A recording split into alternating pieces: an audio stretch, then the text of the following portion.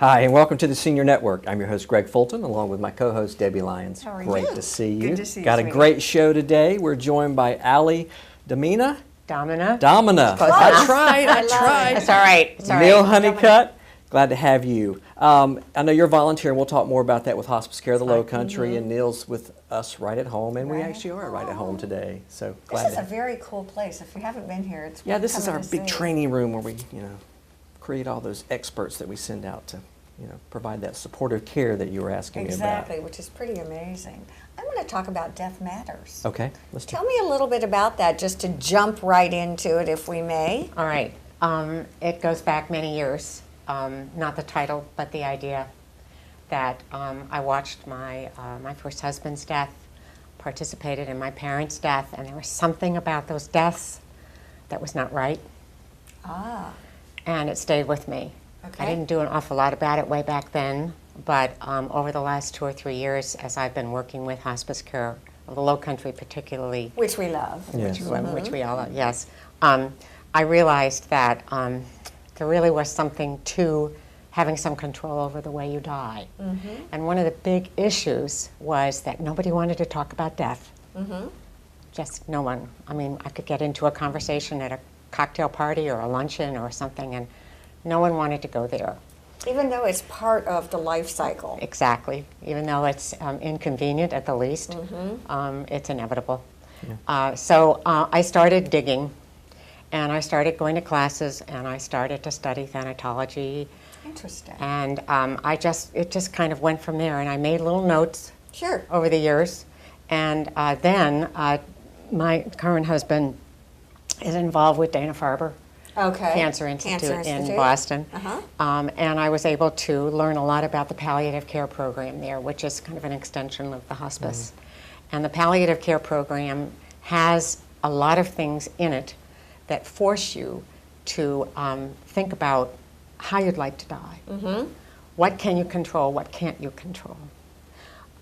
If you Oh, can I love control talking. it. You're talking to social workers and counselors and Oh, so you and know. we're all right, so doing you this. know. Going, All right, so yes, you know. No, this is good. But we have that like Well, therapeutic you know. nod. You're nodding, okay. So, I mean, very few people realize that over 20% of us are not going to have mental cognizance at the time of our death. And the time to talk about it is when you're 20, 40, 50, because statistically, you don't know anything about your death. You could have a presupposed medical condition, and Sure. it could not be the cause of your death whatsoever. I just had that happen with a friend of ours. It's really interesting that you say the cognitive piece of it, because I guess you don't know if you don't know. You don't know. Once you start over losing. 20% of us are going to have a death that's subsequent to a coma, Okay. which could be a medically induced coma, could be any of the dementias that are floating around, or we could just go into surgery and not wake up. I mean, there are a lot of things that people say, well, it's not me. Right. Well, hopefully it unexpected. isn't, but there are 5 of us in this room. Right. So if you look at the statistics, one of us may run into that issue. So what I was trying to do was write down how you would talk and to whom you would talk. So you say to yourself, well, what do I want to talk about death? And who are my caregivers possibly going to be? So you take a look at that. And then you do whatever you can to write up a scenario, even if it's difficult, as to what you might like. And so Death Matters attacks that challenge, and it opens, hopefully, the discussion of death and puts it in a comfort zone for people. How does it work, practically speaking? Theoretically, it makes perfect sense to me. What does it look like in action? The Death Matters seminar is divided into 3 parts. Okay, so it's a And, seminar. it's a Okay. seminar. It's a participatory workshop. Okay. And the first deals with the corpus, the body, the death of the body. What happens physically to you? What can happen? It deals with the statistics. And at that seminar, there's a doctor from the hospice care. Okay. And I spend about half the time, and then he spends the other half the time. The second workshop is 2 hours spent on spiritual matters, and it's called Spiritual Matters. First, it's called Dying Matters and Spiritual Matters. The Spiritual Matters is non-denominational.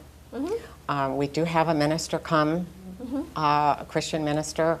We're very open to anyone else who might want to Sure. talk about it. But the idea there is to hopefully get people to say to themselves, what do I want to leave behind? What are my important relationships? Is there anyone I'd like to forgive before I die? Are there people that I think should forgive me? So that 2 hours invites that type of talk. And the last time we had this session, it was pretty intense. Is it- People went back. Is it interactive? Yes. Is it collaborative? Yes, Okay, so yes, there's a lot. yes. It's not a lecture series as much as it's, okay. No, it's a prompt. I prompt one after the other and try to get people to open up. Which is why you're really good in this scenario right now, I'm right? listening. So Allie, where do So, you anyway. conduct the seminars? Or where do you conduct the seminars? At the Hospice Care of the At the Lowcountry at hospice this care, okay. point. Okay. But we are really trying to take it out into the community and into possibly the retirement homes or the churches. Sure. Okay.